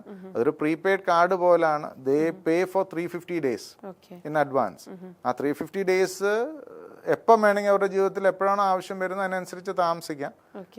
അത് നമ്പർ ഓഫ് ഡേയ്സ് കുറഞ്ഞു വരും താമസിക്കുന്നതനുസരിച്ച്.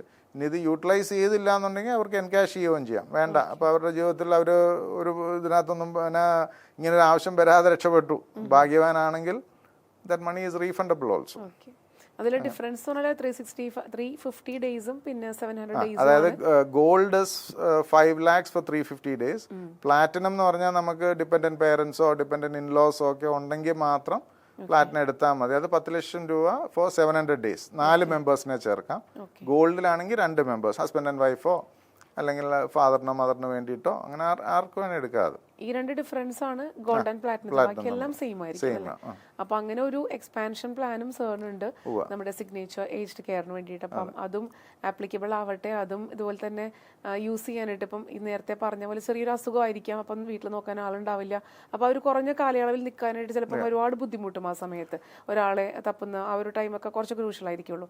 അങ്ങനെയുള്ള ഒരു കാര്യങ്ങളിലും തീർച്ചയായിട്ടും സിഗ്നേച്ചർ ഏജ്ഡ് കെയർ ഒരു സർവീസ് പ്രൊവൈഡ് ചെയ്യുന്നുണ്ട്. അപ്പം അതും നമുക്ക് യൂസ്ഫുൾ ആവുന്നതാണ് അല്ലേ. അത് ഒരു സെൻസ് ഓഫ് സെക്യൂരിറ്റി കൊടുക്കുക എന്ന് പറയും. അതായത് പ്രായമുള്ളവർക്ക് എനിക്ക് എന്തെങ്കിലും പറ്റിയാൽ ഞാൻ ആരുടെ അടുത്ത് പോവും, who's there to fall back on എന്നുള്ള ആ ഒരു ചോദ്യം ഉണ്ടല്ലോ. അപ്പോൾ അതിനുള്ളൊരു സൊല്യൂഷനാണ്. എന്ത് ചെറിയ പ്രശ്നം ഉണ്ടെങ്കിലും come to us, we will take care of you. അതിപ്പോൾ ആംബുലൻസ് വിട്ട് കൊണ്ടുവരേണ്ടവരാണെങ്കിൽ നമ്മൾ ആംബുലൻസ് വിട്ട് അവരെ ഇങ്ങ് കൊണ്ടുവരും. അതെ. അങ്ങനെ ഒത്തിരി പേര് അങ്ങനെയുള്ള ഒരു ഒരാഴ്ച 10 ദിവസത്തേക്കൊക്കെ വന്ന് താമസിച്ച് പോകുന്നവരും ഉണ്ട്. ചില ആളുകൾക്ക് മന്ത്ലി അല്ലെങ്കിൽ വീക്കിലി ചിലപ്പോൾ ഹോസ്പിറ്റലിൽ നിന്ന് പോയില്ല എന്നുണ്ടെങ്കിൽ സമാധാനം ഉണ്ടാവില്ല എന്നുള്ള ആൾക്കാരാണ്. പക്ഷെ അങ്ങനെയൊക്കെ നമ്മൾ നോക്കിയിട്ടും ചില കാര്യങ്ങൾ ചിലപ്പോൾ ട്രൈഗ്ലിസറൈഡ് ആയിരിക്കാം, അല്ലെങ്കിൽ സോഡിയം ആയിരിക്കാം, ഇങ്ങനത്തെ ഒരു കുറവ് വരെ നമ്മൾ അത് ശ്രദ്ധിക്കില്ല. ആ ഒരു കുറവിലായിരിക്കും ചിലപ്പോൾ നമ്മുടെ ലൈഫിൽ ഏറ്റവും വലിയൊരു ട്രാജഡി ചിലപ്പോൾ സംഭവിക്കുന്നത്. ഞാൻ പറഞ്ഞ മരിക്കുന്ന കാരണങ്ങൾ എല്ലാവർക്കും വ്യത്യസ്തമാണ്. അതെ, അത് സോഡിയം കുറഞ്ഞാവാം, പൊട്ടാസ്യം കുറഞ്ഞാവാം, ശ്വാസം മുട്ടിയാവാം, പിന്നെ സോ മെനി റീസൺസ്. അതെ. അപ്പം അത് പലരും ഒരുപാട് ദുരിതം അനുഭവിച്ചു പോകുന്നു എന്നുള്ളതാണ് അവസാന സമയത്ത്. അപ്പം അതിനെ ലഘൂകരിക്കുക എന്നുള്ളതാണ് ഈ മെമ്പർഷിപ്പ് കൊണ്ടും സിഗ്നേച്ചർ ഏജ് കെയറും കൊണ്ടൊക്കെ ഉദ്ദേശിക്കുന്നത്. പിന്നെ ഞങ്ങൾ ഈ മേഖലയിൽ വന്നതിന് ശേഷം ഒരു സന്തോഷമുള്ള എന്നാന്ന് വെച്ചാൽ എല്ലാ റിട്ടയർമെന്റ് ഹോംസിലും ഇപ്പം നഴ്സിംഗ് കെയർ പ്രൊവൈഡ് ചെയ്ത് തുടങ്ങി. മറ്റേന്ന് പറഞ്ഞാൽ ആദ്യകാലത്തൊക്കെ ഒരുമാതിരി ഓൾഡ് ഏജ് ഹോംസിൽ നിന്ന് എല്ലാ ആൾക്കാരും വന്ന് താമസിക്കുമായിരുന്നു. അപ്പം അതൊക്കെ ഇപ്പം കുറഞ്ഞു വന്നു, കാര്യം എല്ലായിടത്തും പ്രൊവൈഡ് ചെയ്ത് തുടങ്ങി. നമ്മൾ ചില സിനിമകൾ കണ്ടിട്ടുണ്ടല്ലോ, ഇങ്ങനെ അത്രയും ലാസ്റ്റ് സ്റ്റേജിലൊക്കെ നിൽക്കുന്ന ആൾക്കാർക്ക്, അല്ലെങ്കിൽ ചിലപ്പോൾ കുട്ടികളായാലും അല്ലെങ്കിൽ ഒരു മിഡിൽ ഏജ്ഡ് ആൾക്കാരായാലും ഇങ്ങനെ അസുഖം വന്നവർക്ക് അറിയാം it's death, welcome to death എന്ന് പറയുമ്പോൾ ആ ഒരു ഇതിൽ നിൽക്കുന്ന ആൾക്കാർക്ക് ചിലപ്പോൾ അവിടെ ചെന്ന് പരിചരിക്കുന്ന ആൾക്കാർ, അല്ലെങ്കിൽ അവർ ചിലപ്പോൾ ഇതുപോലെയുള്ള ഇൻസ്റ്റിറ്റ്യൂട്ടിൽ ഇപ്പം സിഗ്നേച്ചർ ഏജ് കെയർ പോലുള്ള സർവീസ് കിട്ടുന്ന സ്ഥലത്ത് പോയി നിൽക്കുമ്പോൾ അവർക്ക് ആ ഒരു പ്രത്യേക ഒരു സന്തോഷം അല്ലെങ്കിൽ ആ ഒരു ലൈഫ് തന്നെ മാറിപ്പോയിട്ടുണ്ടാവും. കാരണം അവരുടെ ഡിപ്പെൻഡൻസ് അവർക്കൊരു ഭാരമായിട്ട് ചിന്തിച്ചിട്ടായിരിക്കുള്ളൂ ചിലപ്പോൾ അവരെ ഒന്ന് മാറ്റി നിർത്തുന്നത്, അല്ലെങ്കിൽ അവരെ ഒന്ന് അവോയ്ഡ് ചെയ്ത്, അല്ലെങ്കിൽ ചിലപ്പോൾ ഒന്ന് അകന്നു പോകുന്നത്. പക്ഷെ ആ സമയത്തായിരിക്കുള്ളൂ സിഗ്നേച്ചർ ഏജ് കെയർ പോലുള്ള സ്ഥാപനങ്ങൾ അവർക്ക് ഒരുപാട് സ്നേഹവും ഒരുപാട് സഹകരണവും ഒരുപാട് കെയറും അറ്റൻഷനൊക്കെ കൊടുക്കുന്നത്. അത് അവരുടെ ജീവിതം തന്നെ ചിലപ്പോൾ മാറ്റിമറിക്കുന്നതായിട്ട് നമ്മൾ കാണാറുണ്ട് അല്ലേ. അപ്പോൾ അതുപോലുള്ള ഒരുപാട് ജീവിതങ്ങളും സാറ് കണ്ടിട്ടുണ്ടാവും. അപ്പോൾ ഇനിയും അങ്ങനെ കാണാനായിട്ടുള്ള ഒരു ഭാഗ്യം ഉണ്ടാവട്ടെ എന്ന് ആശംസിക്കുന്നു. Thank you. നമ്മൾ മനുഷ്യരെല്ലാവരും എന്തിനൊക്കെയോ വേണ്ടിയുള്ള ഓട്ടത്തിലാണ്. ആ തിരക്കുകൾക്കിടയിൽ ചിലപ്പോൾ നമുക്ക് വേണ്ടപ്പെട്ടവരെ വേണ്ട പോലെ വേണ്ട രീതിയിൽ നോക്കാൻ സാധിക്കാറില്ല. തിരക്ക് കൊണ്ടോ മനസ്സില്ലാത്തത് കൊണ്ടോ മനസ്സലിവില്ലാത്തത് കൊണ്ടോ ആകാം. പക്ഷേ നമുക്ക് വേണ്ടപ്പെട്ടവരെ വേണ്ട പോലെ വേണ്ട രീതിയിൽ വേണ്ട സമയം നോക്കാൻ ഒരു ടീമുണ്ടെങ്കിൽ അതൊരു ഭാഗ്യമാണ്. സിഗ്നേച്ചർ ഏജ്ഡ് കെയർ നമുക്ക് നൽകുന്ന സർവീസും അതാണ്. സിഗ്നേച്ചർ ഏജ്ഡ് കെയറിൻ്റെയും അതിൻ്റെ ഫൗണ്ടറായിട്ടുള്ള അലക്സ് ജോസഫ് സാറിൻ്റെയും വിശേഷങ്ങളാണ് നമ്മൾ ഇത്രയും നേരം കേട്ടത്. തീർച്ചയായിട്ടും ഇതുപോലുള്ള സർവീസ് ആവശ്യമുള്ളവർക്ക് സാറുമായിട്ട് കോൺടാക്ട് ചെയ്യാം. ഇൻസ്പയറിംഗ് സ്റ്റോറീസുമായിട്ട് ഇൻസ്പയർ ഇനിയും കാണുന്നത് വരെ it's me Sajna Sara signing of.